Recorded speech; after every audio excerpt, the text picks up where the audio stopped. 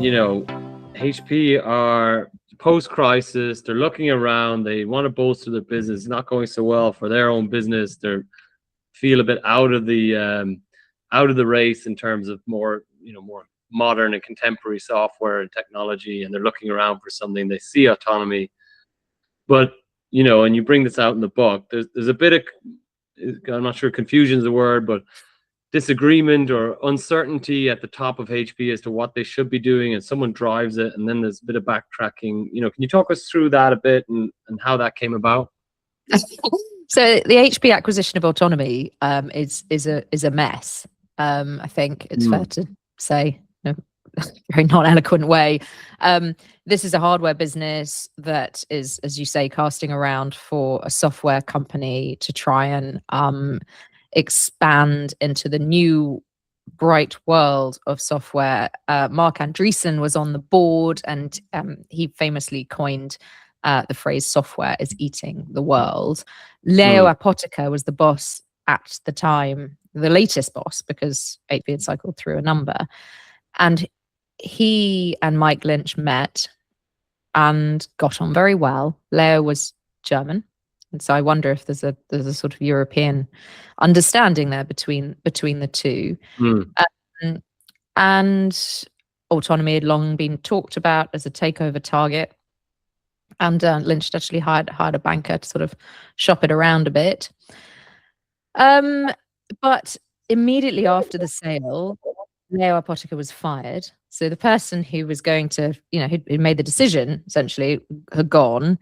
Meg Whitman, the former boss of eBay, took over, and it's a kind of classic corporate culture clash. Her and Mike Lynch hated one another. So I think the acquisition didn't really have the backing from the beginning. The due diligence was done in a rush, just 18 days. And then the boss who'd made the decision to buy it went. So it was a whole cluster of things that went wrong in a very, very short period of time over the summer of 2011 and beyond. And then when the businesses combined, there was another culture clash. I think you had this sort of quite quirky Cambridge company that was run like a startup being sucked into this enormous, 100,000 people American old school business, which was a bit more like the civil service, some people described it to me. Coupled with the hatred between Mike Lynch and Meg Whitman. Mike Lynch had never worked for anyone before either. So the difference between being in charge of his own empire, running things how he wanted to suddenly having to be subservient and go through all of these processes, which many of which he thought were mad, makes the whole thing a Harvard Business School case study in how not to buy a business.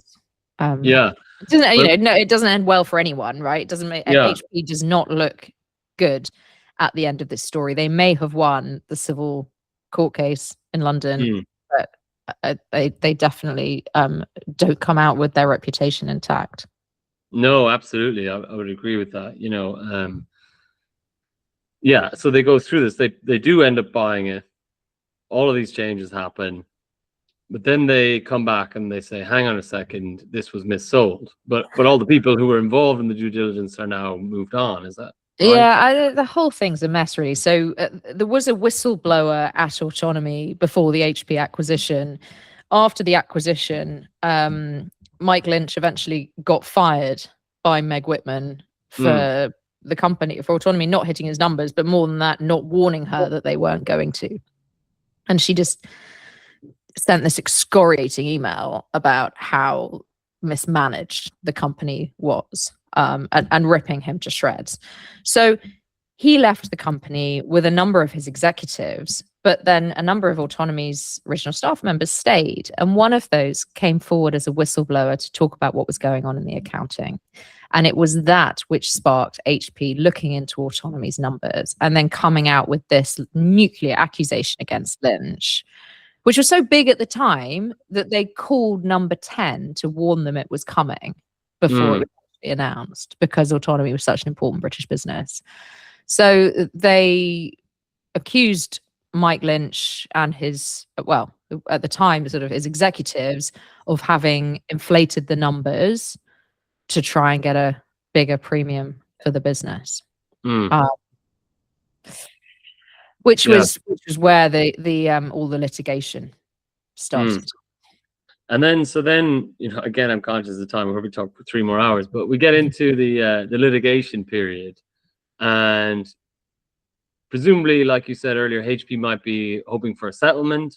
Is that kind of how it begins? But there's so many different court cases. So the HP shareholders sued HP for the acquisition, and that's a quite juicy document as well, because I think that's one of the first document I've really found which goes through what happened with the acquisition and perhaps the red flags that were there, looking back to what the analysts in the City of London had said way before the acquisition. Because when HP accused Autonomy of fraud and fiddling its numbers, that was not the first time people had talked about it, about there potentially being an issue with the numbers, although nobody quite knew how extreme it was.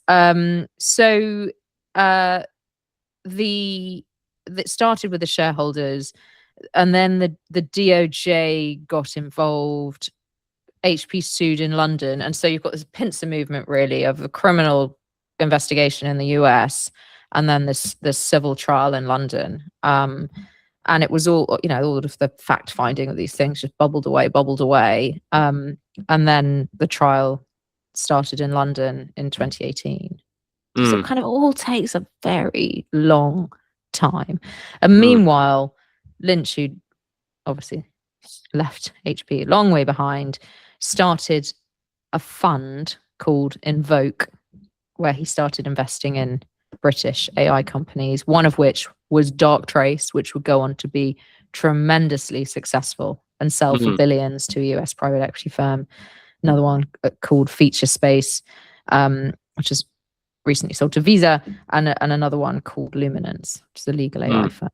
So, again, fighting all of these court cases, but also still being involved in business.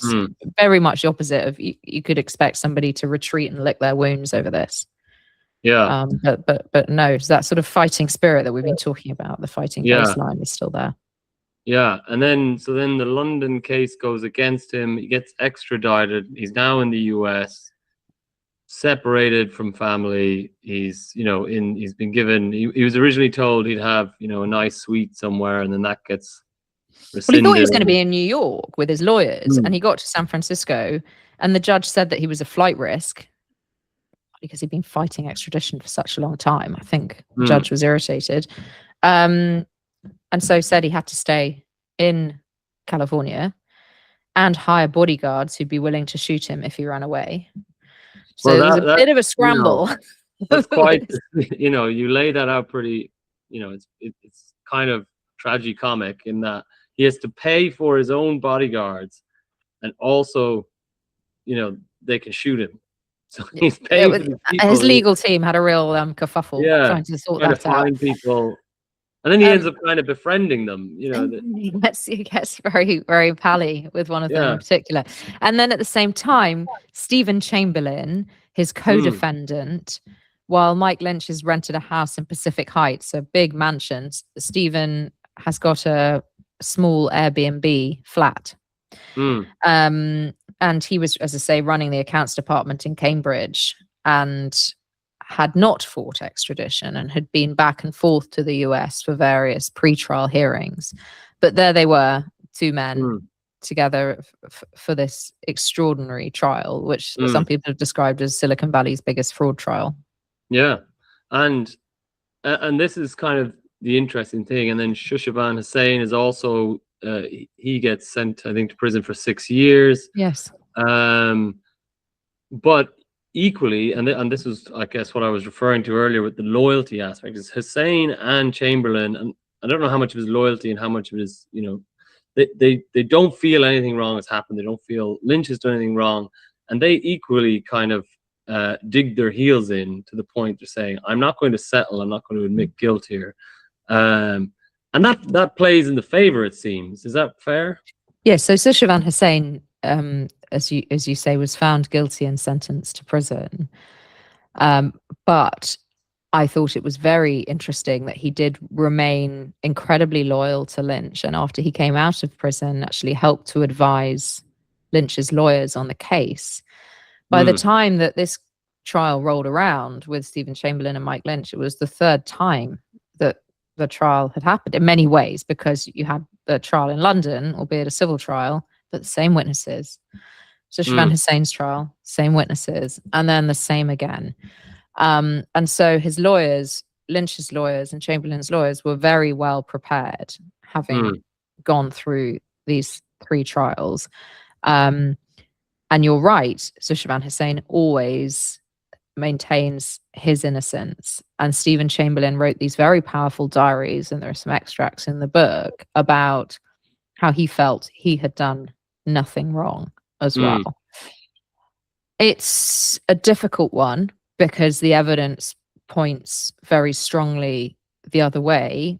And Stephen Chamberlain, everybody I spoke to about him loved him. He was extremely popular, and comes across as kind, a very dedicated family man, with a strong moral compass. It sounded a lot like his role in Cambridge was not strategic. He was putting the accounts together, building the relationship with the auditors, perhaps in a very different position to the senior executive team. But it's very striking that certainly Siobhan Hussein stayed very, very loyal to Mike Lynch, as did the others who were described in the civil judgment as the cabal, quite powerfully by the judge. Yeah, it's powerful words indeed. And then he wins. He wins the case, and I think you mentioned there's some odds in that, that are just incredibly low. 0.4%. Yeah. 0.4. Yeah. And most of these cases settle. And I don't want to ruin the book for people who haven't read it, but I think you can see why they won when you read how the trial played out. But it was touch and go. The CFO had been sent to prison. Deloitte had been found culpable by the FRC in the UK, the accounting body here. They'd lost the civil trial. Things didn't look good. And Mike Lynch ran his life on probability. And so the odds looked like they were pointing in one direction. Yeah. Well, there's some irony in that, isn't it? The one time you probably didn't go with probability, just went with gut, and it worked out. But then, of course, tragically, that isn't the end of the story. And in some ways that would be, that's almost the perfect ending. And then, there's certain things. I mean, even when I was reading it, and then you start discussing it or writing about how he comes back home and he's reunited with his family, because this was all through COVID as well. So he didn't have that kind of, contact with people. And you're talking about how his daughters are now grown up and he's missed some years, and it was so sad. I was really, really, because what's coming, and it was just so sad. And I think Hannah had gotten into Oxford for literature or something. That's right. And it was just like, you're just like, what's coming. But can you talk us through that a bit? He said in an interview at the time that he felt like he'd been given another life, because having faced the rest of his days in prison, suddenly he could come home again. There was still the shadow hanging over him of the result of the civil trial, because although the verdict had come in that trial, the amount of money that he and Siobhan Hussein were going to have to pay Hewlett Packard hadn't yet been decided. Right? So he was facing potential financial ruin, or at least a very, challenging few years ahead, as is going on at the moment with working out the cost of that. But that aside, to be able to see your family and friends again and come home, and also to a certain extent feel like your reputation had been reestablished. And that was a drum he kept beating in interviews, was, look, they found me not guilty. And even now, his family office says in press releases, in the US trial where people were properly cross-examined, I don't think that is fair, having read the transcripts of all the trials, to say that they were just properly cross-examined there. But it certainly allowed them to say, look, hang on a second. He's gone through this and come out the other side. And for anyone who thought he was definitely guilty in the civil trial, it planted perhaps a seed of doubt. And then to say thank you to so many of the people who've been involved in this horrible legal journey, he took a series of trips aboard his yacht, Bayesian, the last of which was in the Mediterranean around Sicily, which included his lawyer, Chris Mavillo, his long-standing attorney, the man he employed almost immediately after he was accused of fraud in 2012. They had gone through the ringer together and fought along the way, and had fallings out, which had Chris saying he was going to quit at points, but he kept coming back. And other people who'd been involved in the Autonomy story too. So Jonathan Bloomer, who'd been chair of the audit committee right at the end of Autonomy's life, and his wife, Judy, a couple of people from Invoke who'd also worked at Autonomy with Lynch. And so really, I did feel that to understand what had happened on the boat properly, you did need to understand the story, because Mike Lynch's life and friendships were all threaded through by Autonomy. And so they were coming towards the end of their trip, and they got word from England that Steve Chamberlain had been hit by a car and was in intensive care. And that was on the 18th of August, which was surprisingly the date that HP had bought Autonomy. Which you just couldn't make it up. And so they were, the mood was pretty bleak on board the boat, because Stephen, like Mike, had also come home to his family victorious, relieved, delighted to not be going to prison, delighted to feel rehabilitated. And there was a storm that night, so the captain decided to moor the boat off a village called Porticello, which is not far from Sicily's capital, so that they could all disembark the next day to get their flights home. And I'm afraid everybody knows the ending. There was a terrible storm. The crew woke up that morning and started. It was kind of like a totally almost isolated freak storm. And the crew was getting all of the cushions and ornaments and everything off the deck when a gust of wind caught the mast and knocked it over.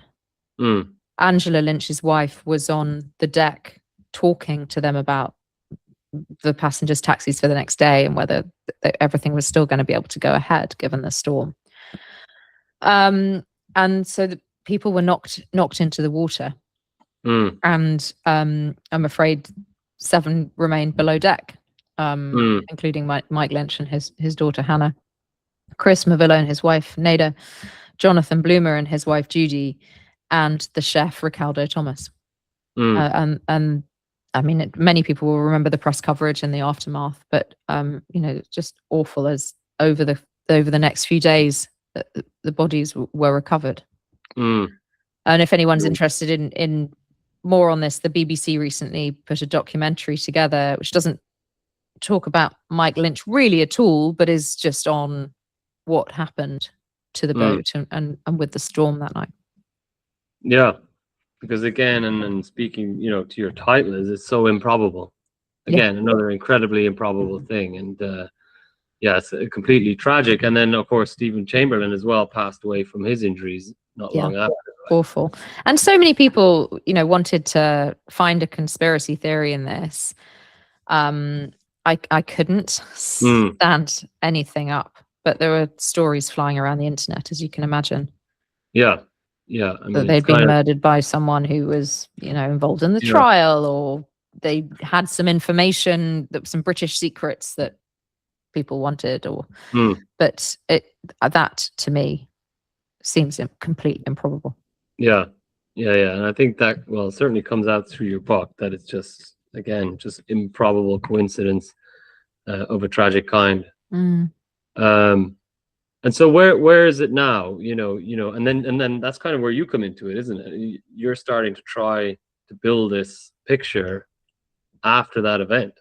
Yeah, which, as I said, was just really, Yeah, really difficult in terms of, and I feel eternally grateful to everyone in the British tech community who trusted me with their experiences. And I hope I was careful to write the book to anonymize people who really did not want their names in it at all. And I'm very, very grateful to everybody close to Mike Lynch as well, who spoke to me, because everybody wanted to know what side I was on. This was the most polarized situation I feel I've ever walked into, with HP versus Mike Lynch and Van Hussein, within Autonomy, which was ripped in two by the HP sale, the people who decided to stay loyal to Lynch and the people who decided to stay with HP and pursue their careers there.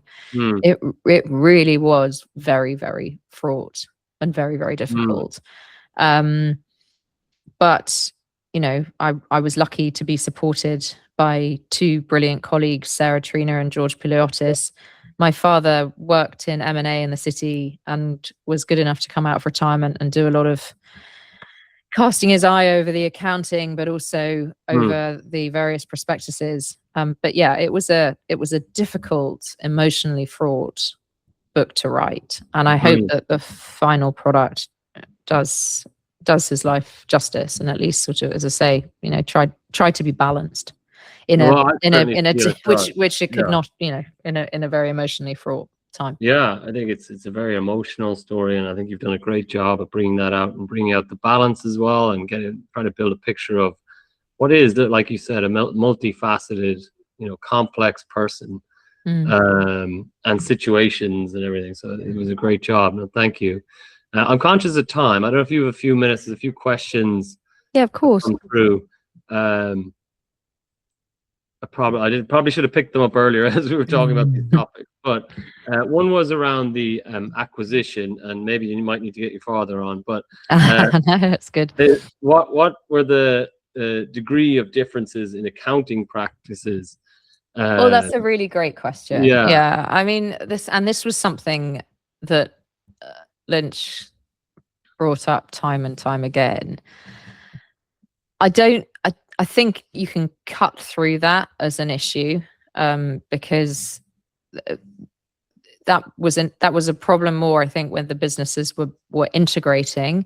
And I think there's validity to say that HP salespeople, for example, were gazumping some of Autonomy's sales, but the accounting treatment of Autonomy that was being looked at in the trials was before the acquisition, right? Because the argument was that they'd inflated their numbers in order to make it look better than it was. Mike Lynch told the first whistleblower in the Autonomy case, which again happened before the HP acquisition, that he didn't understand the difference between US and UK accounting rules. I think when you actually look at the numbers, even under UK accounting rules, there were problems with them, which, as I say, is what the Financial Reporting Council found as well. Yeah, but it's a good question, but I think it can muddy the waters. Was the tech, the actual product, really competitive relative to peers, or was it poor with super aggressive selling? I think by the end it was poor with super aggressive selling and very expensive. Compared to sort of the Google equivalent, which was a tenth of that. And I also heard from people who bought it that they felt that it was far too complicated for most people's needs as well. Yeah. And I guess that goes back to what you were mentioning earlier, that if instead they had just focused on the product and spent that time, not worried about trying to hit those numbers, it might be a different story. Yeah. Because it was a solid business at one point. Yeah. I mean, I talk about this a lot in the book, but you know, Lynch used to, he never admired his sales teams particularly, but he knew how absolutely vital they were. And he very much mirrored Autonomy on the US model of, you know, kind of incentivizing people as much as you could. And I mean, he described salespeople as like cash machines. They used to have these annual sales kickoffs in Miami where he'd get his whole team to try and get everyone as excited as they possibly could about the technology. He'd have salespeople on stage talking about how much money they'd made from their bonuses. They had these crazy videos, which I talk about in the book, where him and his top team would, I don't know, they'd have an Oscars theme and they'd mock up sort of famous films starring Autonomy executives. So all of that just showed he really understood, which I think is quite rare for a tech geek, if you could call him that, or someone who is a scientist, to see the importance of the commercial. Somebody asked, it seemed like there were two different characters which we touched on, the work Mike and the home Mike. Do they ever bleed into each other? Is he ever kind at work? Yes, I did hear about stories where he was kind at work. For sure. I had a more ruthless ones. Maybe that's because that's what stood out to people. I had a group of women who would only talk to me all together, for example, about you know, the experiences being yelled at. But there were other people who he helped with career advice. I mean, one of the analysts I talk about in the book, Dowd Khan, who called out Autonomy's numbers quite early on, said that when he met Mike, he was moving jobs, and Mike took him out for lunch. You know, it's the CEO of a business. Took him out for lunch and gave him career advice. And I heard a number of stories like that. What I kept hearing, though, is that there'd be a moment where people got on with him very well and they'd believe they had a friendship, and then he'd flip. And it felt like that was just a very common theme with people I interviewed. Like, I thought he was great. He was so kind. He was on the end of the phone to me. And then this happened and we had a spectacular falling out. And there's a kind of long list of burnt relationships. Yeah. I mean, it's probably, you could go on a psychology podcast as well, I think. I would have loved more time to get a psychologist involved in the book, actually, because I do think there's a lot of very interesting stuff there, not least within the business and the sort of willful blindness and ignoring of some of the signs too. There's another question that's come in, but somebody was messaging me. They'd finished the book before this call, and they were wondering, you know, how prevalent is this kind of, I guess, selling commerciality? I mean, the point I made was, well, this was found out, and that's kind of that's the measure, I guess. But I love this question. I think it's so interesting. I mean, Mike Lynch said repeatedly to people close to him, you know, everybody is at it. Everybody is at it. We were just doing what everybody else was doing. And I wondered, you know, how much that was true, because clearly at points they pulled the wool over the auditor's eyes, or they were willfully blind, or you could, you know, you could argue where you sit on that front of the auditors. But then I spoke to someone the other day who's recently discovered a fraud in a business that he invests in. And he said it's almost a bit like grief. When you start telling people your experience, you know, and nobody likes talking about it because it's terrible PR, but then everyone else shares their experience of it too. So I do wonder how prevalent it is.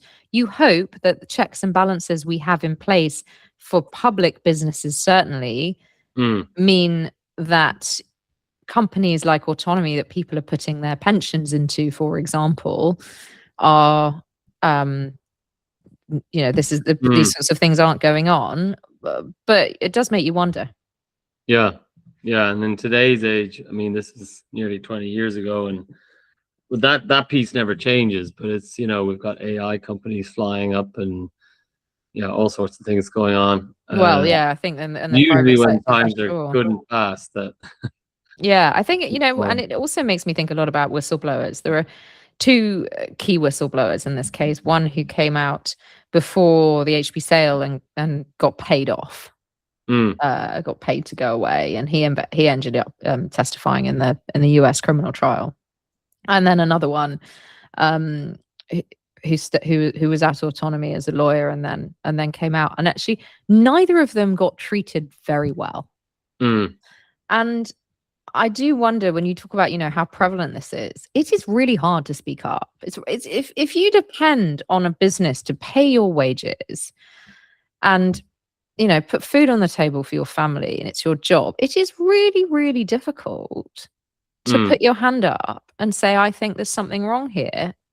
And then I think when you do, it's not like people say, oh, thanks so much. Thanks for telling us. And you feel implicated too. So it's just not something people like talking about. And I think this book raises a lot of questions about that as well.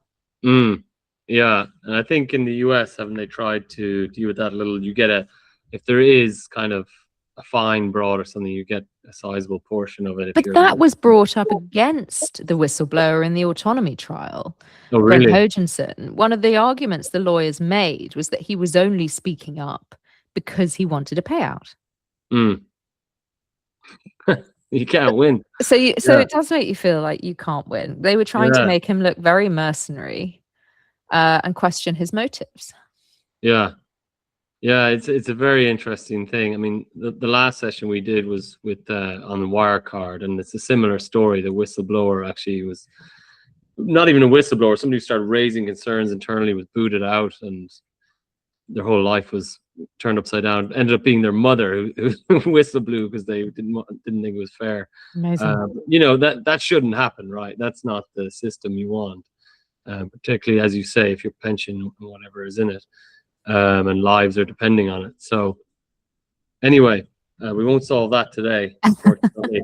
But thank you so much. We've run over time. Thank you to everyone as well for staying on. I thought it was a deeply, enjoyable conversation, interesting, fascinating, desperately sad as well, what came about. But thank you so much. And thank you for putting the book together. I think it's a really excellent work. Thank you. Thanks so much. Thanks for today. No, thank you. And thanks, everyone. Have a great weekend. Bye-bye. Bye.